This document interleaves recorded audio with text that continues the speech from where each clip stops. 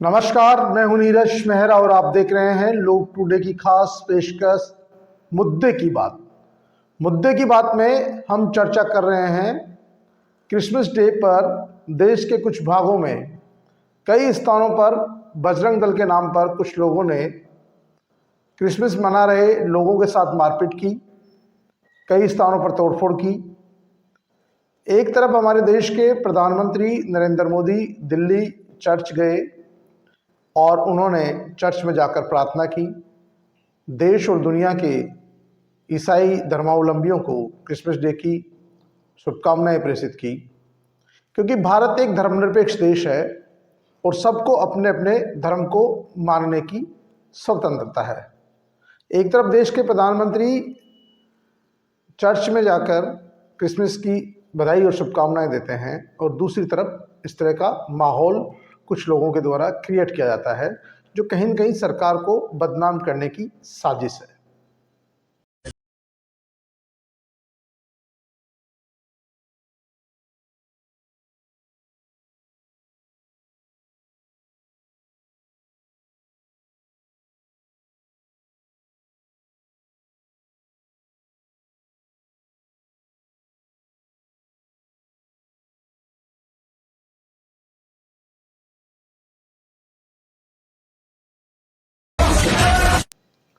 आपको बता दें कि राजस्थान के नागौर में भी एक सेंट जेवियर स्कूल है, वहाँ पर बच्चे 400 बच्चे करीब क्रिसमस मना रहे थे। अचानक कुछ लोग वहाँ जाते हैं, बच्चों के सामने स्कूल संचालक से मारपीट करते हैं, तोड़फोड़ करते हैं, क्रिसमस की सारी सजावट को तोड़फोड़ देते हैं, बच्चों के सामने भय का माहौल उत्पन्न करते हैं। वो तो स्थानीय पुलिस को सूचना देने पर कुछ ही देर में पुलिस पहुंच जाती है और 3 लोगों को जो अपने आप को बजरंग दल का कार्यकर्ता बता रहे थे उनको गिरफ्तार कर लिया जाता है।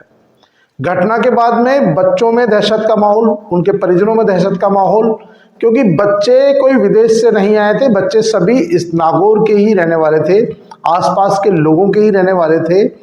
और क्योंकि सेंट जेवियर को एक अच्छा ब्रांड माना जाता है स्कूलों के तौर पर, तो वहाँ पर बच्चे पढ़ाना लोगों का जो है स्टेटस सिंबल भी बन गया है।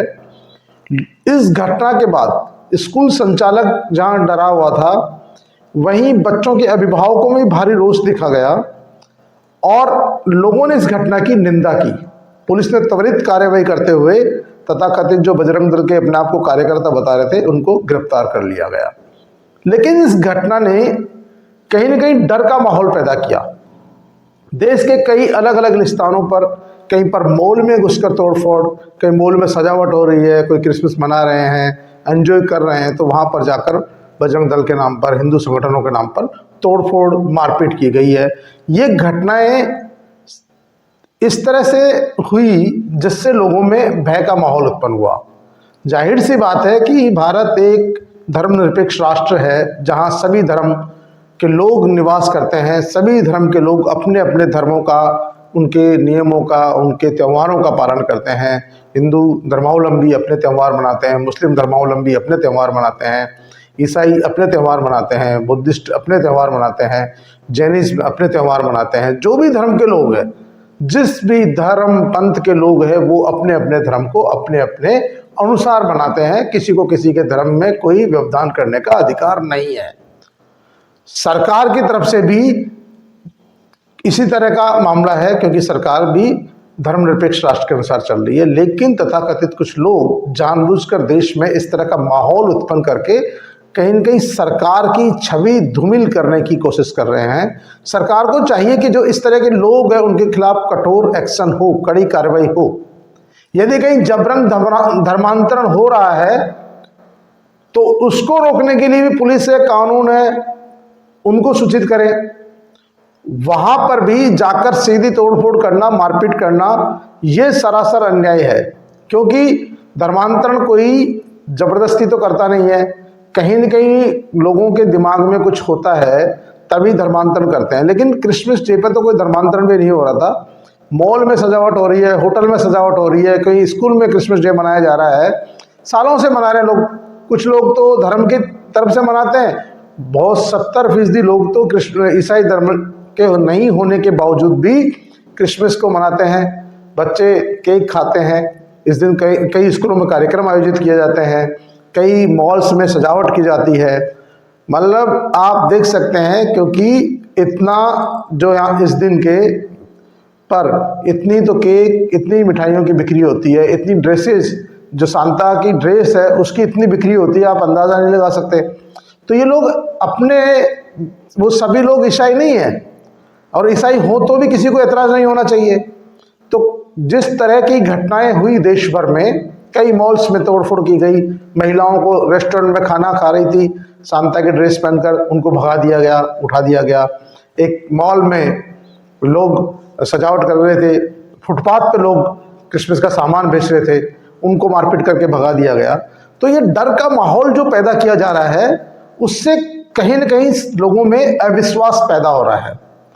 ऐसा तो नहीं है कि हम कहीं सरकार का मौन समर्थन ऐसे गुंडई तत्वों को हो जो इस तरह का माहौल उत्पन्न कर रहे हैं, जो न सरकार के सगे हैं, न खुद के अपने धर्म के सगे हैं, और वो लोग जानबूझ के इस तरह की परिस्थितियां उत्पन्न कर रहे हैं कि सरकार के खिलाफ कोई माहौल तैयार हो, लोगों की विचारधारा बने कि ये सरकार सिर्फ हिंदुओं की है, ईसाइयों की भी नहीं है, मुस्लिम्स की भी नहीं है, और दूसरे धर्मावलंबियों की भी नहीं है।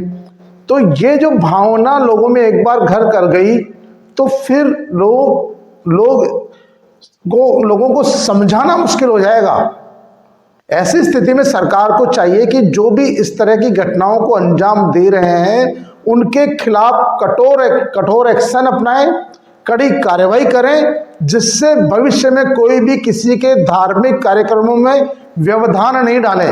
हाँ, ये बात जरूर है कि कहीं जबरन धर्मांतरण का काम हो रहा है तो उसको रोकने का प्रयास करें, उसकी सूचना जिला प्रशासन को दें, उसकी सूचना सरकार को दें, उसकी सूचना पुलिस को दें।